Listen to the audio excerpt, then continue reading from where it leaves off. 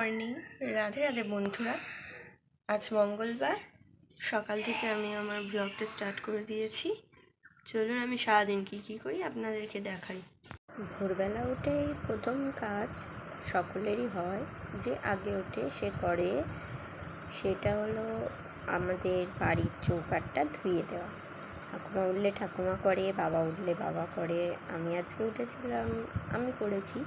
এটা আমাদের বাড়ির নিয়ম বলি আর যাই বলি, বাড়ির দালান চৌকাঠটা সকালবেলা উঠে আগে ধুয়ে দিতে হয়, তারপর অন্য কাজে হাত দেওয়া। এটা পুরোনো দিনের মা ঠাকুমাদের থেকে হয়তো শেখা, সেটাই আমরাও দেখে দেখে শিখেছি। আর ওটা আমার দোকানেও চৌকাঠটা আগে ধুয়ে দিই, তারপরে আমরা উঠোনটা ঝাঁট দিয়ে দিই। আমাদের ওই যে উঠোনটা এত বড়, আগে শুধু ওই উঠোনটা ছিল, তারপরে রাস্তা হয়েছে, পুরো রাস্তা উঠোন বিশাল বাগান অবধি ঝাঁট দিতে হয়। এই ঝাঁট দিতে দিতেই মাথা খারাপ লোকে, কিন্তু ভালো লাগে। ঠান্ডার মধ্যে ঠাকুমাই বেশিরভাগ দিন দেয়, তাই মাঝে মধ্যে আমিও দিই। তারপর আমি ওখান থেকে এসে দেখছি কি বাবা বসে বসে ঘুমিয়ে পড়ছে। তারপরে এসে দেখলাম ঠাকুমা এদিকে শরবত হয়ে গেছে। এটা আমাদের প্রত্যেক দিন সকালে বাড়িতে হয়। হয় নুন চিনি লেবুর জল, নয় ভুসি। নুন চিনি লেবুর জলটাই সবার খেতে খুব ভালো লাগে, নাহলে ভুসির জল।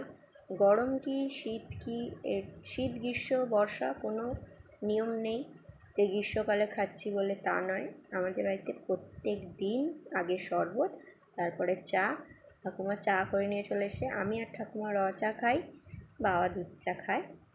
ঠাকুমা র চাটা আমাকে দিচ্ছে, ঠাকুমা যে খায়নি, আমি আগে আজকে চা খাচ্ছি। আর ঠাকুমার কদিন ধরে গলাটা ভীষণ ধরেছে, তাই গরম জল করে গার্গেল করছে। আর ওদিকে আমাদের যে কালকে দেখিয়েছিলাম জাঙ্গু মাঙ্গু, ওর বাবা মা সব আছে। আর এই ছোটো ছোটো পাখি এরা সব আছে, এদেরকে রোজ বিস্কুট দিতে হয়। এরা না সকাল বিকেল দুপুর এসে দাঁড়িয়ে থাকে এই বিস্কুটগুলো খাওয়ার জন্যে। আর ওই চাঙ্গু দাঁড়িয়েছিল ওই পাখিটাকে খাবে বলে, ওদের এটাই স্বভাব। তারপর আমি চলে গেছিলাম বাসন মাজতে, বাসনটা মেজে নিয়ে চলে এলাম। এসে দেখছি ঠাকুমা গোপালগুলোকে তুলছে। এইভাবেই আমাদের বাড়িতে প্রতিদিন গোপালকে তোলা হয়, ঘন্টা বাজিয়ে বাজিয়ে। ঠাকুমা গোপালদেরকে গান গেয়ে গেয়ে, কোনো একদিন যদি সময় হয় আমি গানটা শোনাবো কীভাবে গান গেয়ে তোলে। তারপরে ঘুম থেকে উঠলে যেমন ছোটো বাচ্চাদেরকে মুখ ধুইয়ে দিতে হয়, সেরকমই গোপাল সোনাদেরও ঠাকুমা মুখ ধুয়ে দেয়, গুরুদেবেদেরও মুখ মুছিয়ে দেয়। তারপরে মিছরি, মাখন থাকলে মাখন এইসব দেয়। আর এদিকে বাবা দোকান যাবে বলে রেডি হয়ে গেছে, তো বাবা বাড়ি থেকেই জলটা ভরে নিয়ে যায়। ওই জন্যে আমি ব্যাগেতে জলগুলো ভরে দিচ্ছিলাম, ভরে দিতে বাবা নিয়ে যাচ্ছে। এখন তো প্রচুর গরম, আর বাবার গাড়িটা খারাপ হয়ে গেছে, তাই হেঁটে হেঁটেই যায়। এইভাবেই চলে আমাদের সারা দিনের সংসার, আমাদের তিনজনের সংসার এইভাবেই চলে। আমার দাদা আছে, দাদা বাইরে থাকে, দাদাকে কোনো একদিন দেখাবো ব্লগে যদি আসে। আর ঠাকুমা নাম করছিল, নাম করবে বলে নামের মালাটা বের করে নিয়ে এসে বসলো। তারপর আমি এদিকে ঘরদোরগুলো নোংরা, সকালবেলা বাসি ঘর তো সকলকেই মুছতে হয়। আমাদের আগে লাঠি ছিল, লাঠি ভেঙে গেছে, আমি হাত দিয়েই মুছে পরিষ্কার করে দিই। হাত দিয়ে মুছে যতটা পরিষ্কার হয়, লাঠিতে অতটাও পরিষ্কার হয় না। এটা আমার মতামত, কার কী মতামত আমি জানি না, আমি আমার কথাটা বললাম। আমি জানলাগুলো রোজই মুছে নিই, প্রায় সময়ই নোংরা হলে। এটা আমার অভ্যেসের মধ্যে পড়ে। কাজ আমার শেষ করলাম, সকাল থেকে সেই শুরু করেছিলাম, ঘেমে চেমে একসা হয়ে গেছি। যা গরম পড়েছে, প্রচণ্ড ঘাম দিচ্ছে, আর ফোনের চার্জও শেষ হয়ে এসেছে। তাহলে চলুন এরপর আমি কী করি আপনাদেরকে দেখাচ্ছি।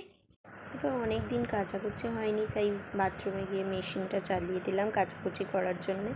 তারপরে ঠাকুমা সকালের টিফিন করছিল, রুটি আলুর তরকারি আজকে হয়েছিলো, যেটা আমি দেখাতে পারিনি আপনাদেরকে। আর তারপরে একটা ছোট্ট তেলাপিয়া মাছ কেনা হয়েছিল, ওটাই কাটা হচ্ছিলো।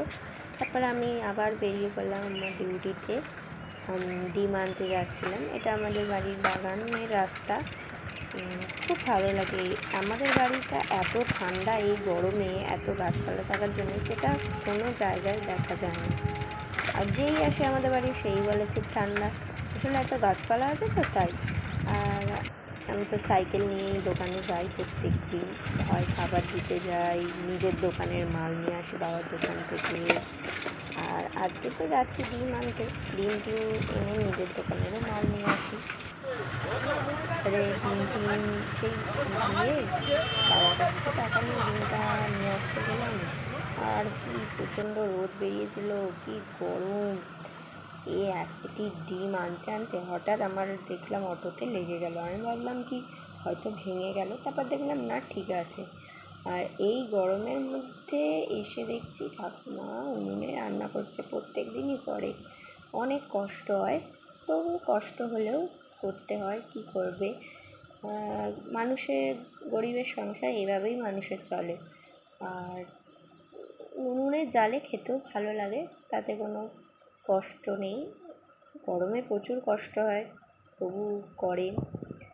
যতটুকু সঞ্চয় করা যায়, এইভাবে সেভ করা যায়, সেটাই আর কি। আর ওদিকে আজকে হচ্ছিল পুঁই শাক দিয়ে কুমড়ো দিয়ে চচ্চড়ি, আর নারকেল আর বড়ি রোদে দেওয়া হয়েছে। নারকেলগুলো যখনই রোদে দিই তখনই এমন হনুমানের উৎপাত, এসে এক মুঠো করে তুলে। এই থালাটায় নারকেল অনেক ছিল, কিন্তু হনুমান প্রতিবারে আসে দু মুঠো করে নিয়ে চলে। ওদের জ্বালায় কিচ্ছু দিতে পারি না আমাদের এখানে। আপনাদের ওখানে কি এরকম হনুমান আছে নাকি? এটা মন্দির।